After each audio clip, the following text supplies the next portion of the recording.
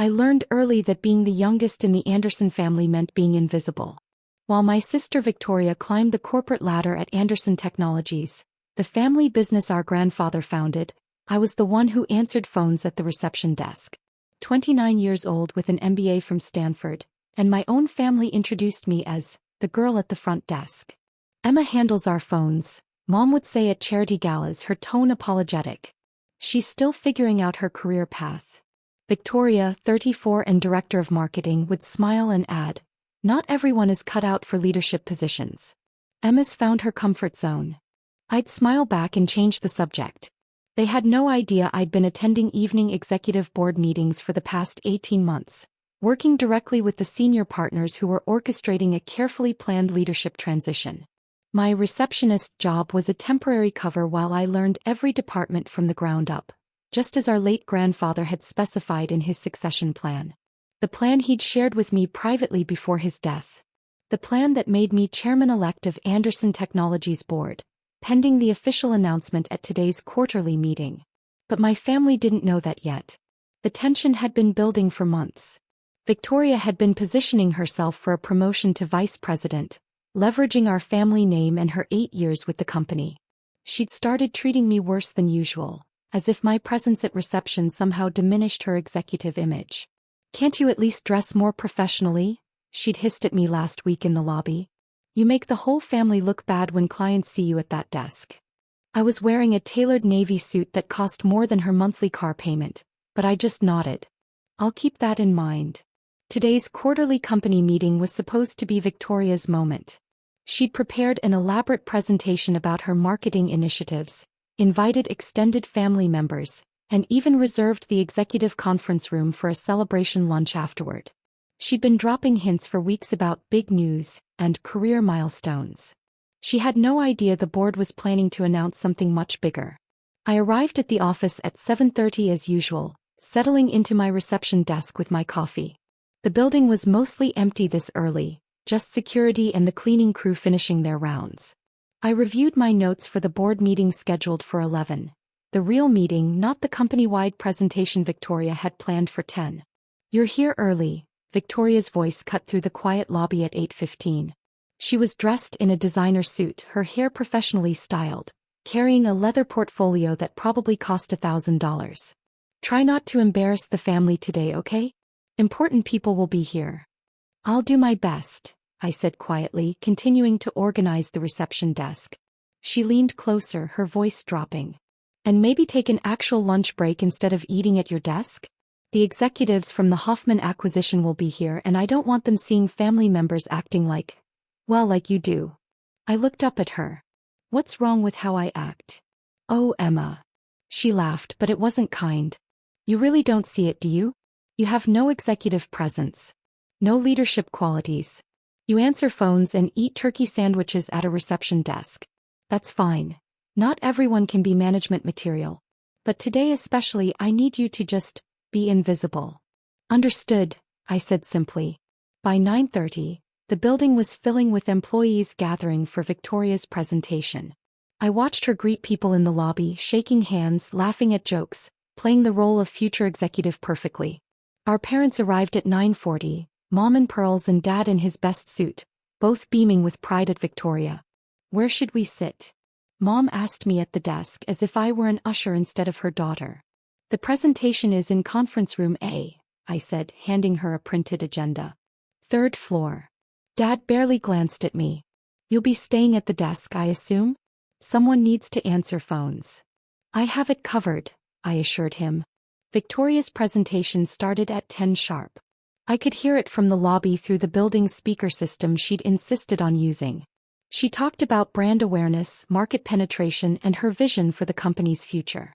Her voice carried that confident executive tone she'd perfected over the years. Anderson Technologies needs bold leadership for the next generation, she announced. Someone who understands both our legacy and our future potential. Someone ready to make the tough decisions that will keep us competitive. I heard our father's voice boom. That's my girl. The presentation lasted 40 minutes. Victoria covered quarterly results, marketing initiatives, and strategic partnerships. It was actually quite good. She was talented at her job, I'd give her that. but she kept making subtle references to new leadership and upcoming changes that made it clear she expected to be promoted today. She had no idea those changes had nothing to do with her. At 10:50, people began filtering out of the conference room, heading to their departments or grabbing coffee. Victoria emerged with our parents, all three glowing with satisfaction. They approached my desk and I could see Victoria was riding high on the successful presentation.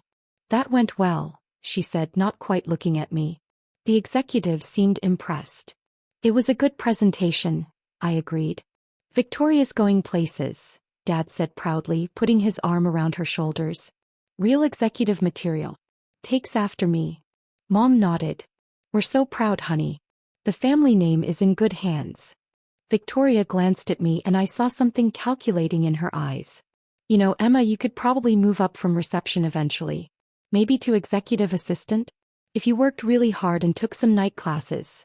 "That's generous of you to think of her career," Mom said, patting Victoria's arm. I checked my watch. 10:54.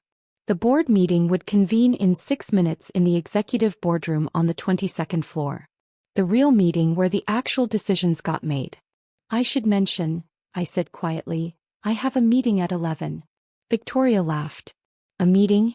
Emma, receptionists don't have meetings." "This one does," I said, standing up from my desk. "What kind of meeting?" Dad asked, looking confused. "A board meeting," I said simply. The way Victoria's expression shifted from confusion to condescension was almost comical. "Emma, I think you're confused. The board meeting is for executives only. You probably heard someone mention it and—" "I'm not confused," I said, gathering my leather portfolio, the one that held 18 months of board minutes, strategic plans and documentation of my grandfather's succession wishes. "The quarterly board meeting convenes at 11 in the executive boardroom. I need to be there." "Sweetheart," Mom said gently as if talking to a child, "I think there's been a misunderstanding. The board meeting is for senior leadership. Maybe someone asked you to deliver something to the boardroom? You can do that and come right back to the desk." Victoria was less gentle. "Stop embarrassing yourself. You're a receptionist. You don't go to board meetings. You answer phones and direct visitors. That's your job." "Actually," I said calmly, "my job is significantly different than you think." "What are you talking about?" Dad demanded. "Victoria, what is she talking about?" Victoria's face was reddening. "She's delusional. Emma, I don't know what fantasy you've created in your head, but you need to stop. This is a professional environment. You can't just—" "I've attended every board meeting for the past 18 months, I said matter-of-factly. "Every single one." The silence that followed was sharp enough to cut. "That's impossible," Victoria finally said. "I would know. I'm director of marketing. I hear about these things. Directors aren't typically informed about board composition unless it directly affects their department," I explained. "The board operates at a different level. Listen to yourself." Victoria's voice was rising. "You sound ridiculous. You're a receptionist. You literally answer phones for a living. What would you even do at a board meeting?" "Usually, I listen to reports from various departments, review financial statements, discuss strategic initiatives, and vote on major company decisions," I said. "The typical board member responsibilities." Dad looked like he might have a stroke. "Board member? Emma, this has gone far enough. Whatever joke you think you're making." "It's not a joke," I said. I pulled out my security badge, the one I'd been using after hours for 18 months, and held it up. Instead of the basic green stripe of a standard employee, it had the gold stripe that designated executive board access. Victoria stared at it. That can't be real. Where did you get that?" "From security when I was granted board access," I said. 18 months ago." "That's impossible." Victoria snatched the badge from my hand, examining it closely. "This has to be fake. Did you make this? Is this some kind of sad attempt to—" "Ms. Anderson?" A voice interrupted us. James Mitchell, the company's chief operating officer, had appeared in the lobby. He was 62, silver-haired, and had been with Anderson Technologies for 27 years. "We're ready to convene. The other board members are waiting." Victoria whirled on him. "Mr. Mitchell, I'm so sorry. My sister has been making these bizarre claims about attending board meetings. I don't know what Claims. James looked genuinely confused. Ms. Emma Anderson has been on the board for 18 months. Surely you knew that. The lobby had gone very quiet. Several employees who'd been passing through had stopped, sensing drama. That's impossible, Victoria said, but her voice had lost some of its certainty. She's a receptionist. She's the primary heir to the founder's estate and succession plan, James said, his tone suggesting this should be obvious. Per your grandfather's wishes, she's been training in every department while attending board meetings. Today we're announcing her appointment as chairman. I watched the words hit my family like physical blows. Chairman. Dad's voice was barely a whisper. Chairman of the board, James confirmed. The position has been empty since your father passed. Ms. Emma Anderson will be assuming that role effective today. Victoria's face had gone from red to white. No, that's not. I'm the one with executive experience. I'm the director of marketing. I gave the presentation today about leadership which was excellent, James said kindly. Your marketing work is valued. But the chairmanship was designated in the founder's succession plan. He was quite specific about his wishes. Mom found her voice. But Emma never said anything. We had no idea she was even. At Ms. Emma Anderson's request, we maintained discretion, James said. She wanted to learn the company from the ground up before taking on the chairman role. Hence the reception position. It allowed her to observe how the company functions at every level. She's been playing receptionist? Dad said incredulously. For 18 months? I've been learning the business, I corrected quietly. Every department, every function, every employee level. Grandfather's plan was very specific about understanding the company from every angle before taking leadership. Victoria was shaking. You let us all believe you were just, and you were. I was preparing, I said simply. The board meeting, James said, checking his watch. We should begin. Miss Anderson. Wait, Victoria grabbed my arm. This can't be happening. I've worked for this company for 8 years. 8 years. I've built my career here. I've earned a promotion, a leadership position. You can't just sweep in after playing secretary and take. I'm not taking anything from you, I said gently. You're still director of marketing. That hasn't changed. But I should be VP at least. I should be on the executive track. How is this fair? Fairness isn't always about time served, I said. Grandfather made his decision based on what he thought was best for the company's future. I didn't ask for this role. He chose me. Because you manipulated him. Victoria's voice cracked. You were always his favorite. You used that too. Miss Victoria Anderson, James's voice cut through her accusation firm now. I'd be very careful about what you say next. Accusing the chairman of the board of manipulation is serious. And frankly unfounded. Your grandfather's succession plan was created with legal counsel and filed with the board years before his death. Emma was still in college when he made these arrangements. The security guard had moved closer, I noticed. So had several other employees watching the scene unfold. I don't understand, Mom said, looking between Victoria and me. Emma, why didn't you tell us? Because I asked her not to, James said. The board felt it was important for her to learn without the pressure of family expectations. We've been very impressed with her discretion and her dedication to understanding the business. The board meeting, I said again, checking my watch. I really do need to be there. Of course, James said. Shall we? I picked up my portfolio and moved toward the elevator. James fell into step beside me. Behind us, Victoria's voice rose. This isn't over. You can't just. Ms. Victoria Anderson, James said without turning around. I'd suggest you return to your department. We have a board meeting to conduct. The elevator doors closed on my family's shocked faces. That was uncomfortable, James said mildly as we rose toward the 22nd floor. Necessary though, I replied. Your grandfather would be proud, he said. You've handled this transition with remarkable professionalism. The executive boardroom was exactly as I'd seen it dozens of times before. A long mahogany table, leather chairs, floor-to-ceiling windows overlooking the city. The other board members were already seated.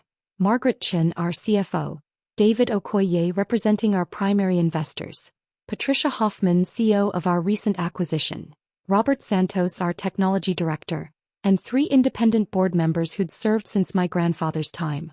"Good morning," I said, taking my seat at the head of the table, my grandfather's seat, the chairman's seat.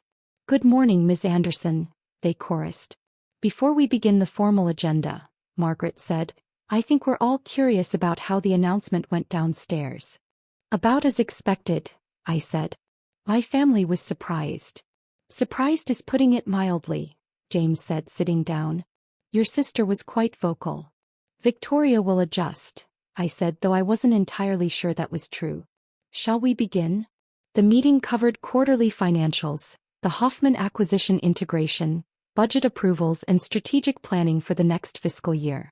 It was familiar territory after 18 months of observation and participation. But today was different. Today I wasn't just participating. I was leading. "The Hoffman integration is ahead of schedule," Patricia reported. "We're seeing synergies we didn't anticipate, particularly in the research and development divisions." "Excellent," I said, making notes.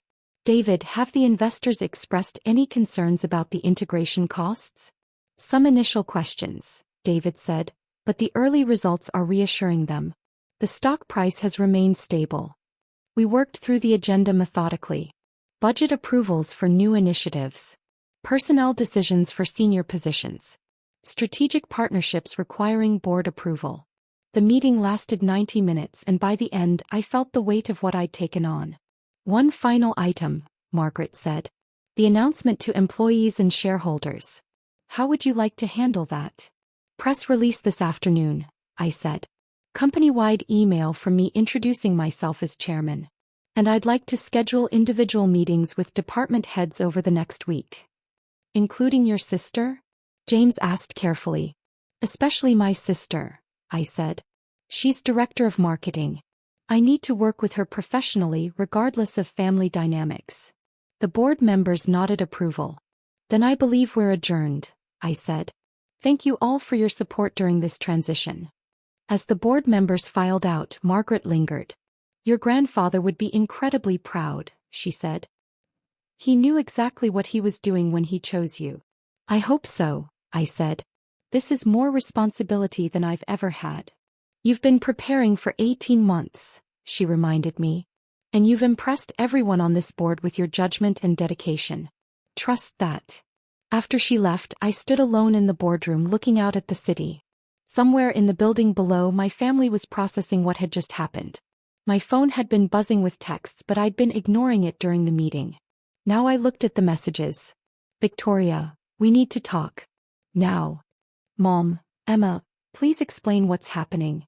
Your father is very upset." "Dad, call me immediately." "Victoria again, you manipulated grandfather." "I'm consulting with lawyers about the succession plan." I took a breath and called Victoria first. "How could you?" she answered immediately, her voice shaking with fury. "How could you let us all think you were nothing while you were planning this?" "I wasn't planning anything," I said calmly.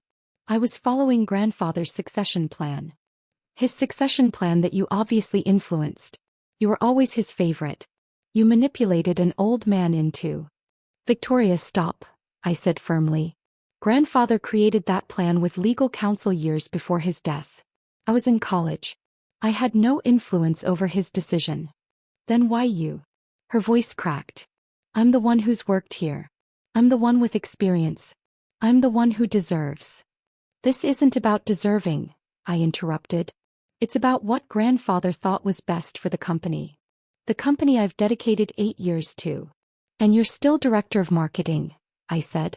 "Your position hasn't changed. You're still valued. Your work is still important. But you're chairman." The word came out like an accusation. "You're in charge of everything.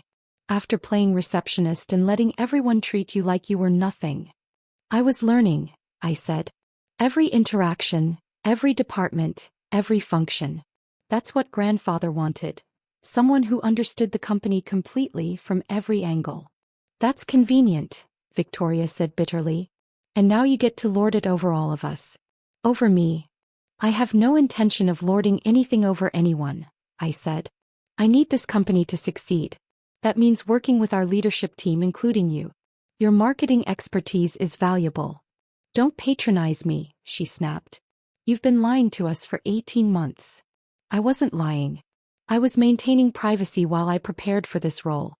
There's a difference. Not to me, there isn't. She was crying now, I could hear it. Do you have any idea how humiliating this is? I gave that presentation this morning about leadership and vision, and the whole time you were sitting downstairs knowing you'd already been chosen. Knowing you'd make me look like a fool. That wasn't my intention, I said quietly. Your presentation was good. Your work is solid. But not good enough to be chosen. Not good enough to matter. Victoria. I need to go, she said. Mom and Dad are waiting. We need to figure out what to do about this. There's nothing to do, I said. The succession plan is legal and final. The board has approved my appointment. This is happening. We'll see about that, she said and hung up. I sat down in the chairman's seat, feeling exhausted. My phone buzzed again. Mom this time. Emma, your father wants to speak with you, she said when I answered. He's very upset. Put him on, I said. Dad's voice was cold. I want to know how you manipulated your grandfather into this ridiculous succession plan. I didn't manipulate anyone, I said tiredly. Grandfather made his decision years ago with legal counsel. The board has all the documentation. You expect me to believe he chose you, a girl who answers phones, over Victoria who has actual executive experience? I have executive experience now, I said. 18 months on the board, working with every department, learning strategic decision-making. That was grandfather's plan. It's absurd, Dad said flatly. Victoria is the obvious choice. She's older, more experienced, more suited to leadership. You're going to destroy this company. I'm going to do my best to grow this company, I replied. Just as grandfather wanted. Your grandfather was senile at the end, Dad said, and I felt anger flash through me for the first time. He was sharp as ever when he created that succession plan, I said, my voice hardening. And if you want to challenge it legally, you're welcome to try. The board will defend it and they have significantly more resources than you do. Grandfather made sure of that. Are you threatening us? Dad demanded. I'm explaining reality, I said. I didn't ask for this position. I didn't manipulate anyone. Grandfather chose me because he thought I was right for the company's future. I intend to honor that trust. If you can't accept that, then we'll have a difficult family relationship going forward. But the business decision is final. Dad was silent for a long moment. This is what you wanted all along, isn't it? To be above your sister. To prove you were better. No, I said honestly. What I wanted was to make grandfather proud and help his company thrive. The title is secondary to that goal. I don't believe you, he said. Victoria is devastated. Your mother is confused. And you're sitting in your grandfather's chair acting like you've earned the right to be there. I spent 18 months earning that right, I said. Learning, observing, preparing. I've put in the work. By lying to your family. By maintaining privacy while I learned. That's different. Not to us, Dad said, echoing Victoria's words. You made fools of us. That was never my intention. But it's the result, he said coldly. Don't expect us at family dinners for a while. Victoria needs time to process this betrayal. Betrayal. I repeated. Dad, I followed grandfather's wishes. How is that betrayal? You let us believe you were nothing, he said. That's the betrayal. The lies. The deception. The year and a half of pretending to be something you weren't. I was exactly what I appeared to be, I said. A receptionist who was also training for leadership. Both were true. We're done talking, Dad said. Your mother and I need to help Victoria through this. He hung up before I could respond. I sat in the empty boardroom feeling the weight of what had just happened. I'd known my family would be upset. I'd prepared for that. But hearing the anger and hurt in their voices was harder than I'd expected. My phone buzzed with an email notification. The company-wide announcement had gone out. Subject: Leadership Transition Announcement. Dear Anderson Technologies team, it is my honor to announce that Emma Anderson has been appointed chairman of the board of directors, effective immediately. This appointment fulfills the succession plan established by our founder, Jonathan Anderson, and represents the next generation of leadership for our company. Ms. Anderson has been preparing for this role over the past 18 months through comprehensive training across all departments and active participation in board governance. Her deep understanding of our operations, strategic vision, and commitment to our founding principles make her the ideal choice to lead Anderson Technologies into our next chapter. Please join me in congratulating Ms. Anderson on this appointment. Sincerely, James Mitchell, Chief Operating Officer. My phone immediately started buzzing with messages from colleagues I'd worked with over the past 18 months. Congratulations. Surprise. Questions. Support. But nothing from my family. I spent the afternoon in individual meetings with department heads, formally introducing myself in my new role. Most were supportive, though I could see shock in many faces.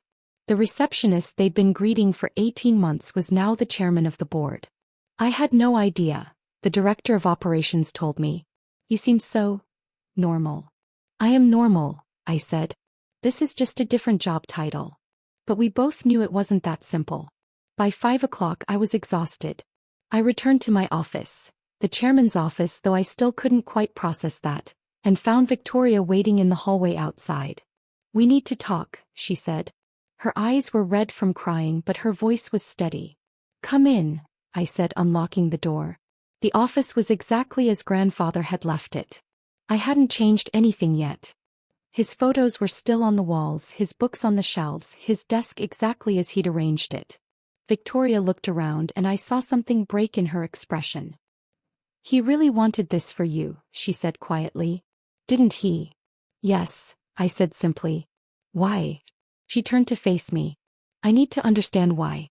What made him choose you over me? I sat down, gesturing for her to do the same. He never told me directly. But from what the board has shared, he thought I had the temperament for long-term strategic thinking. The patience to build something lasting rather than quick wins. The ability to see the company as a whole rather than just one department. And I don't have those qualities? Victoria's voice was bitter. You have different strengths, I said carefully. Your marketing work is brilliant. You're dynamic, creative, excellent at execution. But grandfather wanted someone who would preserve the company's culture while growing it. Someone who would prioritize long-term stability over short-term gains.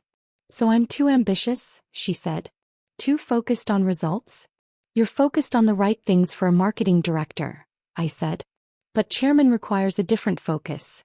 It's not better or worse. It's different. Victoria was quiet for a long moment. I hate this, she finally said. I hate that you were chosen. I hate that I didn't see it coming. I hate that everyone at this company now knows I thought I was going to be promoted and instead my little sister became my boss. I'm not your boss, I said. The chairman doesn't manage department directors. You report to the COO, same as before. But you're in charge of everything, she said. Of the whole company. Of the board that makes all the real decisions. Don't pretend this doesn't change everything. It does change things, I admitted. But it doesn't have to change us. We're still sisters. Are we? She looked at me directly. Because right now I don't know who you are. The sister I thought I knew wouldn't have deceived us for 18 months. Wouldn't have let us treat her like she was nothing while secretly being groomed for the top position. I don't know this person. I'm the same person I've always been, I said quietly. I just had information you didn't. That's not a small thing, Emma. That's everything. She stood up. I need time. We all need time to process this. Don't expect things to be normal at family gatherings. I understand, I said. She walked to the door, then paused. For what it's worth, your presentation to the department heads this afternoon was professional. Grandfather would have been proud. Then she was gone. I sat alone in grandfather's office, my office now, and felt the full weight of what I'd taken on. The company, yes. But also the family consequences. The broken trust. The resentment that would take years to heal if it healed at all. My phone buzzed. Margaret Chin, the CFO. First day as chairman. How are you holding up? I typed back, still standing. Barely. It gets easier. Give it time. And give your family time too. This is a shock to their system. I know. Thank you. Tomorrow we tackle the Q4 strategic initiatives. Get some rest tonight. I looked around the office one more time, then locked up and headed for the elevator. The building was mostly empty now, just a few late workers and the night security team. When I reached the lobby, the evening receptionist was at my old desk. "Good night, Ms. Anderson," she said, and I heard the new formality in her tone. "Good night, Sarah," I replied. In the parking garage, I sat in my car for a long moment before starting the engine. My phone showed 17 missed calls from various family members, none of which I had the energy to return tonight. Grandfather's voice echoed in my memory from our last conversation before he died. "Leadership is lonely, Emma. Especially at the top. You'll make decisions that upset people you love. But if you're doing what's right for the company, for the employees who depend on it, that loneliness is worth it." I hadn't fully understood what he meant then. I did now. I started the car and drove home, leaving Anderson Technologies behind. Tomorrow I'd return as chairman, ready to lead the company into its next chapter. But tonight I was just Emma Anderson, 29 years old, who just lost her family's trust while gaining the responsibility for thousands of employees' livelihoods. Grandfather had been right about one thing. Leadership was lonely. But as I thought about the board meeting, the strategic plans we'd discussed, the company's future we'd mapped out, I knew I'd made the right choice. To accept his succession plan. To spend 18 months preparing in secret. To take on this responsibility even knowing the family cost. The company would thrive. Under my leadership, with the board's support, and with talented people like Victoria contributing their expertise, Anderson Technologies would grow exactly as grandfather had envisioned. Even if my family never quite forgave me for how it happened. That was the price of leadership. And tonight, driving through the city my grandfather had built his empire in, I accepted that price. The board meeting would come to order tomorrow at 9 a.m. sharp. And I would be ready.